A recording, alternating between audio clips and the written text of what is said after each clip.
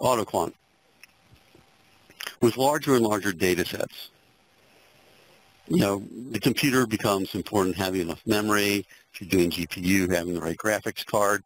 But there are some things you can do in AutoQuant to optimize the memory handling, how fast it will run. And there's two key things here, especially with larger data sets, larger image stacks. First one, if you have multiple drives, and they're or a single drive and it's partitioned, there are some cases where you may have the data, say, on your C drive, but you don't have a lot of open space on your C drive. Maybe you're dealing with an image that's a few gigabytes, and you have very little open space on your C drive.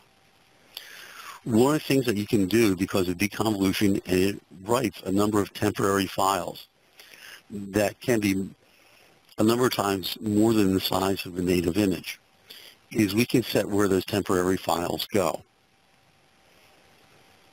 In this case, under File, User Options,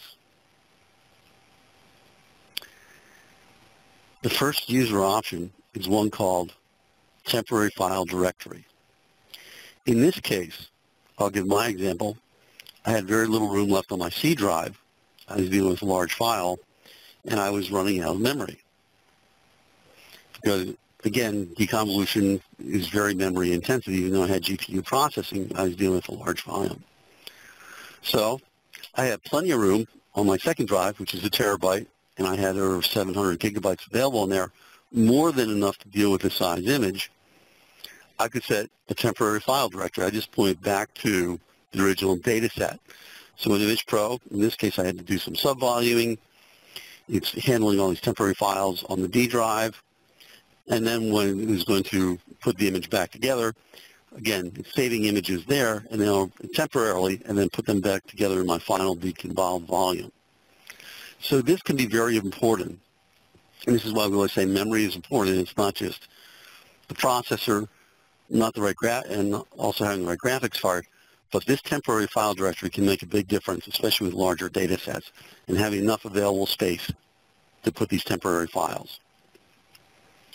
The second optimization is the preview window. When you run AutoQuant and you have a volume loaded and you start your deconvolution, you'll see a preview window, and that's constantly updating as the deconvolution is occurring and going through the iterations. And if you're dealing with a multi-channel Z-stack, you'll see the first die, and then the second die, and finally a third die.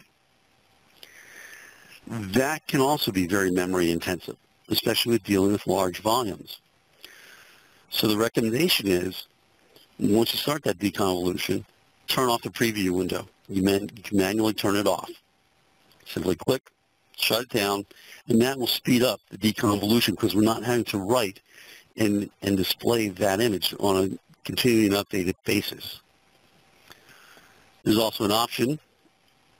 The option is to turn that off by default. Again, user choice, but either way, turn off the live preview window.